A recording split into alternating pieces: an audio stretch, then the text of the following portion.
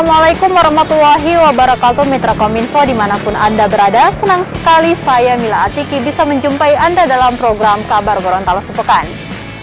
Program ini kami hadirkan khusus untuk Anda sebagai media informasi pemerintah Provinsi Gorontalo selama sepekan. Gubernur Gorontalo evaluasi vaksinasi dosis pertama yang baru 24,4%. KAL Limboto jadi daya tarik warga Paguat ikut vaksinasi. Pemprov Gorontalo siap selenggarakan PTM terbatas. Siswa di Desa Lopo ikuti vaksinasi COVID-19. Abon ikan tuna dari Gorontalo.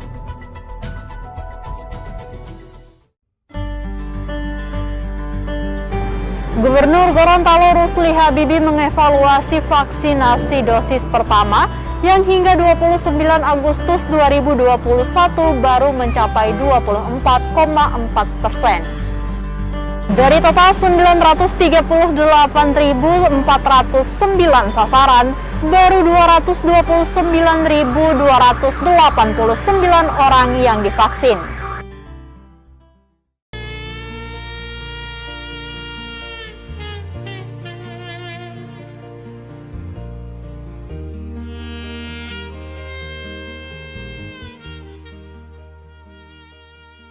Gubernur Gorontalo Rusli Habibie mengevaluasi total vaksinasi dosis pertama yang hingga 29 Agustus 2021 baru sebesar 24,4%. Dari total 938.409 sasaran, baru 229.289 orang yang divaksin. Progres tertinggi untuk vaksinasi baru pada unsur SDM Kesehatan dan Pelayanan Publik.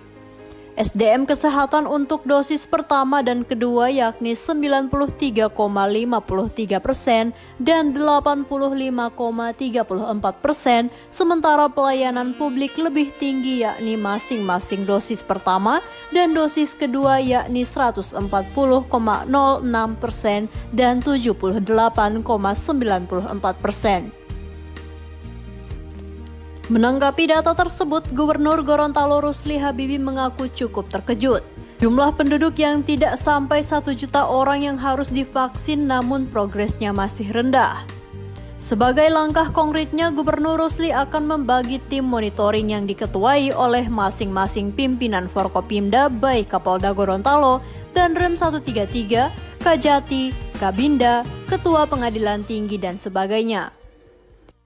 Tidak lagi mendengar hoax. Dan itu ditulis itu. Vaksin adalah untuk kesehatan atau vaksinnya diganti namanya. Yang vaksin suntik untuk kesehatan. Ada kearifan lokal di situ kita. Memang kalau vaksin itu orang terpengaruh dengan hoax daripada kabupaten.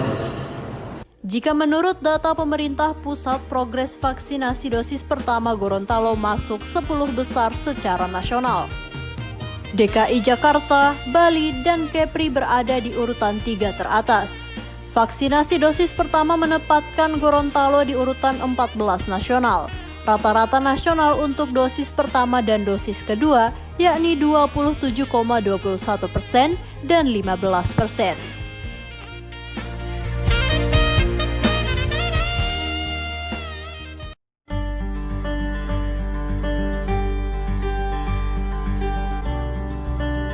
Kapal Angkatan Laut Limboto 1833 menjadi daya tarik warga Kecamatan Paguat, Kabupaten Pohuwato untuk ikuti vaksinasi COVID-19. Kapal patroli perang Lanal Gorontalo ini sengaja dihadirkan untuk mempercepat vaksinasi bagi warga pesisir.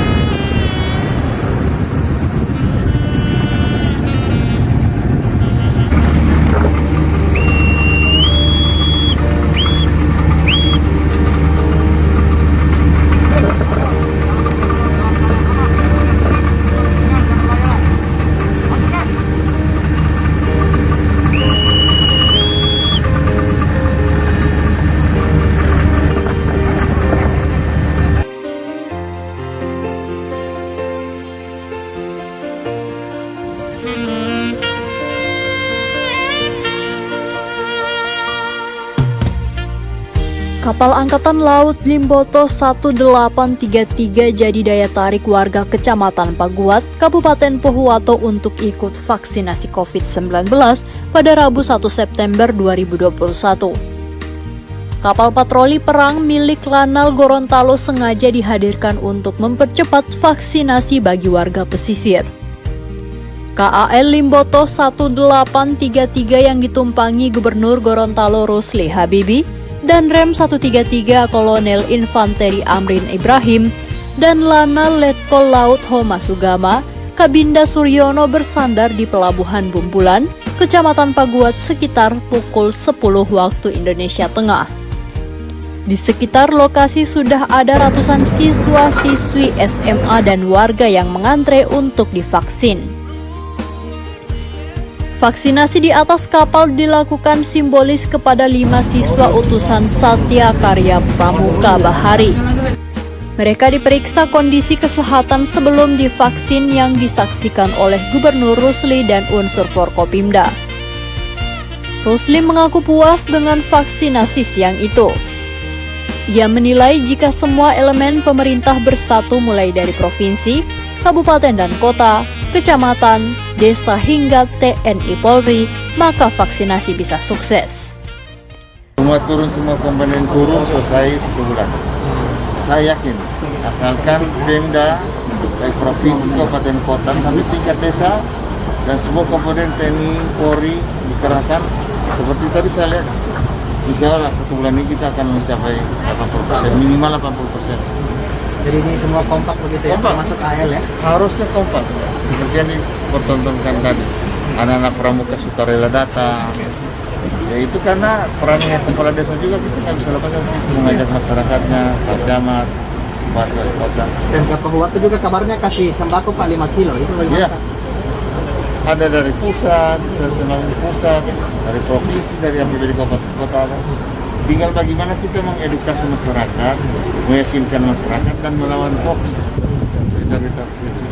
Saya sudah komite yang Kapolda dan Semutajati. Siapa-siapa menyebarkan berita tidak bagus tentang COVID ini, jangan kita proses.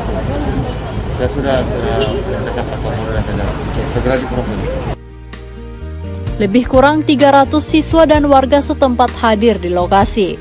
Pemkab Pohuwato juga memberikan stimulus berupa bantuan beras 5 kg kepada setiap orang yang selesai divaksin. SMA Negeri 1 Paguat sudah divaksin. Mari sukseskan vaksinasi untuk siswa.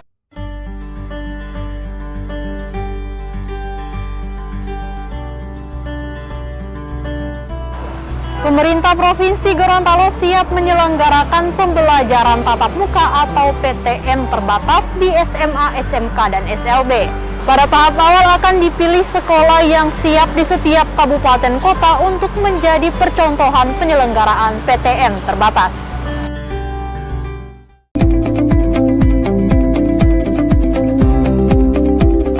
Pemerintah Provinsi Gorontalo siap untuk menyelenggarakan pembelajaran tatap muka secara terbatas di SMA, SMK, dan SLB. Pada tahap awal akan dipilih sekolah yang siap di setiap kabupaten kota untuk menjadi percontohan penyelenggaraan PTM terbatas. Kita sudah siap sejak bulan Juli yang lalu untuk buka sekolah. Tapi karena kebijakannya belum, ya insya Allah kita segera mulai minggu depan. Mungkin ada 5 sekolah di satu daerah, kita coba dulu 2 sekolah. Kemudian nanti kita evaluasi dan selanjutnya kita akan lanjutkan semuanya Pak Menko. Idris mengutarakan untuk mendukung penyelenggaraan PTM tersebut, Pemprov Gorontalo memastikan para guru telah memperoleh vaksinasi COVID-19. Berdasarkan data Dinas Pendidikan, Kebudayaan, Pemuda, dan Olahraga Provinsi Gorontalo, jumlah guru dan tenaga kependidikan yang sudah divaksin COVID-19 untuk jenjang pendidikan SMA, SMK, dan SLB yang menjadi kewenangan pemerintah provinsi sudah mencapai 82%. Selain itu, Dikbudpora Provinsi Gorontalo juga telah melakukan langkah-langkah persiapan penyelenggaraan PTM terbatas Di antaranya meminta surat persetujuan dari para orang tua untuk proses vaksinasi siswa. Kepala Dinas Dikbudpora Wahyudin Katilim menjelaskan, pihaknya akan segera melaksanakan proses vaksinasi bagi para siswa yang belum memperoleh suntikan vaksin dan mengoptimalkan kehadiran guru dan tenaga kependidikan di sekolah. Dalam minggu ini memang kami sementara memintakan agar para orang tua itu bisa memberikan surat persetujuan kepada anaknya untuk proses vaksinasi. Nah, insya Allah minggu depan hari Selasa sampai dengan hari Sabtu kita akan melaksanakan proses vaksinasi kepada para siswa. Dan minggu depan itu juga kami rencana seluruh para GTK yang semula kami batasi 25% akan mulai kita optimalkan untuk bisa masuk sekolah. Nah, disitulah kita akan masuk kepada proses transisi untuk bisa memulai proses pembelajaran.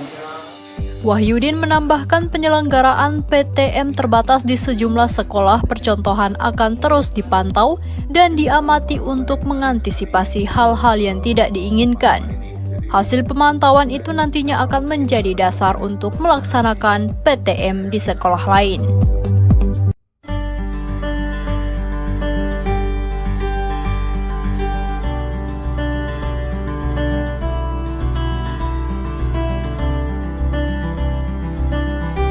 Puluhan siswa SMP dan SMA sederajat mengikuti vaksinasi COVID-19 di Aula Kantor Desa Lopo, Kecamatan Batu Pantai, Kabupaten Gorontalo pada Rabu 1 September 2021. Berdasarkan data gugus tugas desa, jumlah siswa usia 12 hingga 18 tahun yang akan divaksin COVID-19 di Desa Lopo sebanyak 108 orang.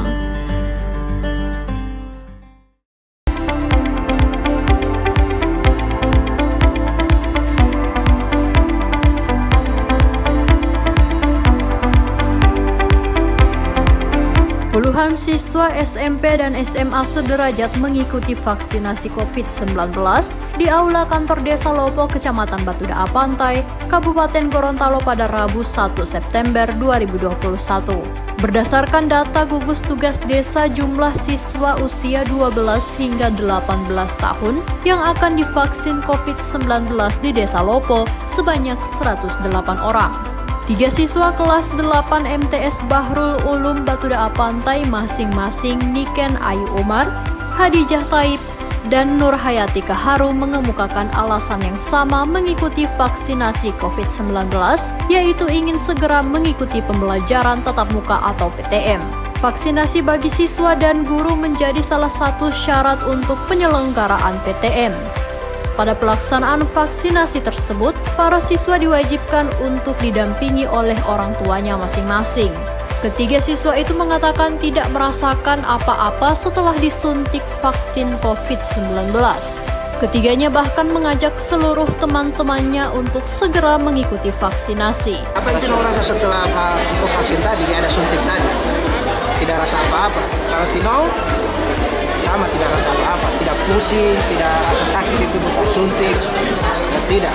Yang suruh vaksin sama, di mama. Jadi vaksin di mama tahu. Wakil Gubernur Gorontalo Haji Idris Rahim yang memantau vaksinasi di Desa Lopo itu dalam sambutannya menjelaskan pemerintah Provinsi Gorontalo akan melakukan uji coba PTM terbatas untuk tingkat SMA sederajat yang menjadi kewenangan pemerintah provinsi mulai tanggal 5 hingga 17 September 2021. Jelang uji coba itu diharapkan siswa dan guru sudah memperoleh suntikan vaksin COVID-19. Diharapkan anak-anak kita yang umur 12 sampai 17 tahun itu supaya divaksin. Karena sesuai data yang ada, itu guru-guru itu hampir 82% sudah divaksin. Jadi guru-gurunya sudah aman dan juga diharapkan murid-muridnya juga aman. Samping diperhatikan sirkulasi udaranya, kemudian durasi belajarnya, kemudian protokol kesehatan di dalam, dan juga sentuhan antar murid. Dan yang paling penting itu setelah mereka kembali, jangan berkerumun dan sebagainya.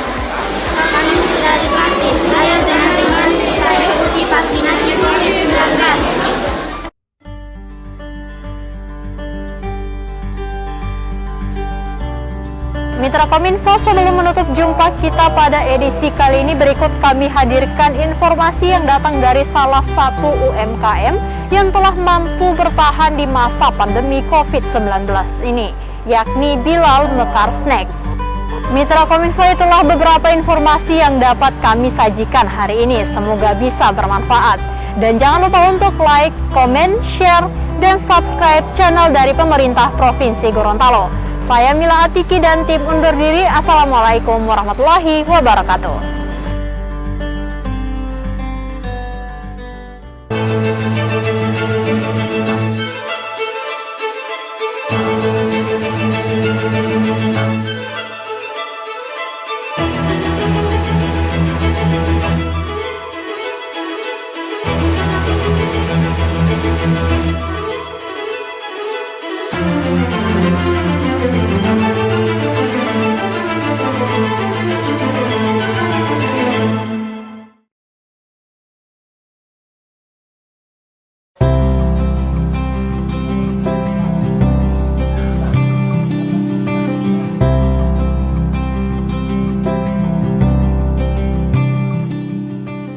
Data Dinas Koperasi Usaha Mikro Kecil dan Menengah Perindustrian dan Perdagangan Provinsi Gorontalo mencatat dari total 94.829 UMKM, sebanyak 29.396 UMKM diantaranya terpaksa harus menutup usahanya selama pandemi COVID-19.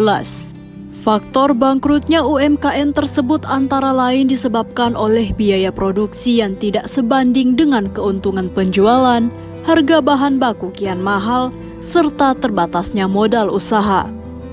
Dari ribuan UMKM yang mampu bertahan di masa pandemi COVID-19, salah satunya adalah Bilal Mekar Snack atau BMS yang didirikan oleh Risna Tamrin Hasan sejak tahun 2011. Saya itu UMKM kan memang yang dibina di Disperindak Provinsi. 2011 itu Pak masih main-main, masih belum jelas, masih yang penting ikut pelatihan. Pokoknya ikut-ikut lah, belum berpikir berkembang sih sebenarnya, belum berpikir punya usaha ini. Yang penting pikir-pikir cuma tukang jual kue biasa sebelum ada ini lagi Pak. Jadi yang penting diikut pelatihan gitu. Ternyata saya suka. Memang saya suka. Setelah saya banyak menerima materi, banyak pelatihan dari yang kebanyakan dari Disperindak, dari pelatihan-pelatihan itu, ternyata saya sukain bisnis ini. Akhirnya saya mulai berusaha bagaimana usaha saya ini bisa memang jadi binaan tetap di instansi pemerintah. Harus ada produk yang baik, harus ada produk yang dikenal.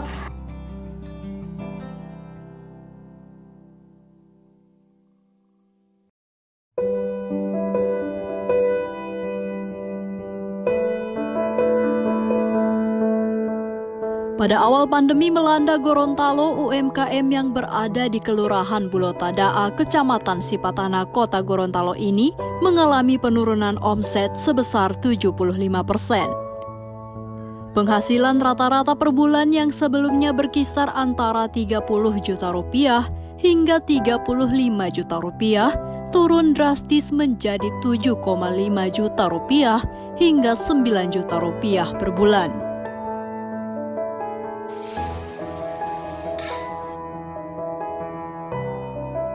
Tak patah arang menghadapi pandemi COVID-19, UMKM BMS melakukan berbagai inovasi dan strategi dalam memasarkan produknya dengan memanfaatkan media sosial dan menjalin kerjasama dengan toko retail modern.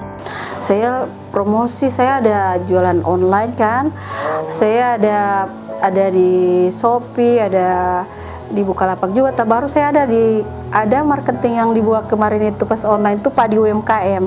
Padi UMKM itu marketplace yang untuk BUMN. Saya masuk di situ. Jadi ada di Padi UMKM itu BUMN seluruh Indonesia itu wajib mengambil di produk UMKM yang ada di marketplace itu.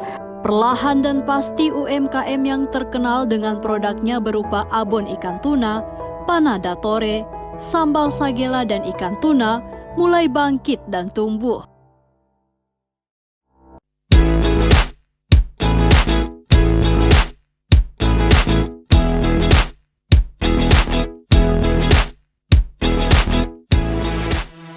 Proses pengolahan abon ikan tuna itu pertama itu kita memilih bahan baku yang berkualitas dari ikannya, dari rempah-rempahnya. Setelah pemilihan bahan baku yang bagus, yang tepat, setelah itu bahan-bahannya tadi disiapkan, terus dihaluskan, di blender, baru dimasukkan di dalam wajan. Dimasukkan dulu serai, baru bawang putih, baru cabai, jintan, ketumbar, dan gula, garam, sama pondan dan daun lemon. Setelah bumbunya nanti ditumis sampai harum, sampai matang dengan baik, habis itu dimasukkan santan. Saya memakai santan, abon saya memakai santan, karena saya berpikir kalau abon itu ada yang tidak pakai santan, ada pakai santan. Kalau produk saya memakai santan. Yang gurihnya abon itu santan. Tapi itulah gurihnya santan, tapi kalau orang yang tidak tahu teknis juga, santan juga pemicu jamur. Itu. Jadi saya alhamdulillah produk abon saya bisa bertahan sampai 6 bulan, bahkan sesuai uji saya sampai 1 tahun ada. Yang penting prosedur alur produksinya dilakukan dengan baik, jangan ada yang salah gitu. Nah, ini sekarang alhamdulillah saya terbantu dengan alat yang ada sekarang yang saya buat, yang dibuat oleh Pak Maman gitu. Itu pertama itu dulunya itu saya pakai masih manual, masih orang yang melaksanakannya, karyawan saya. Ya ada kalanya rusak itu. Abon saya expire-nya cepat. Terus banyak komplain. Yang namanya karyawan kan kalau lagi senang hati ya abon saya jadi bagus. Tapi kalau lagi tidak mood, ya abon saya tidak baik. Begitu, walaupun sudah sesuai prosedur. Alhamdulillah ini sekarang sangat efisien. Pakai alat ini sangat efisien. Titik kritis di usaha saya itu abon, Pak. Karena saya buat panadatore kan. Panadatore saya tidak akan jadi kalau tidak ada abon. Ya setelah masak itu ya dikemas lah, Pak. Didinginkan, di spinner dulu, habis itu didinginkan. Setelah dinginnya cukup, baru dikemas, baru dipasarkan.